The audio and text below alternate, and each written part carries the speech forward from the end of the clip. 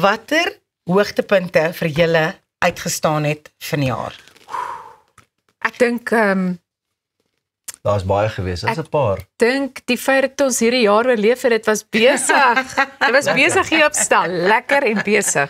Nee, dames, ek het 'n paar hoogtepunte, maar een was definitief die gitaarkerels wat hier kom kuier. Ja, Ons onthou, jy het lekker gedans hierso. Sê die wasmasjien. Ja. Ja, ek sal sê vir my was Karlien Spanjaarsveld se onderhoud oor haar boek was pragtig. vir my regtig uitgestaan. Ja, jy het my baie laat huil daar in die hoek. Dit was ongelooflik. En dan ook my onderhoud met Jamie Fine was ook vir my baie lekker. As ek iets moet uitsonder, sou ek sê my onderhoud met Sandy Schulz. Yes. Dit was vir my baie goeie een gewees. En ek dink my onderhoud met Nadine, nadat ek so Watter lank moes een? wag.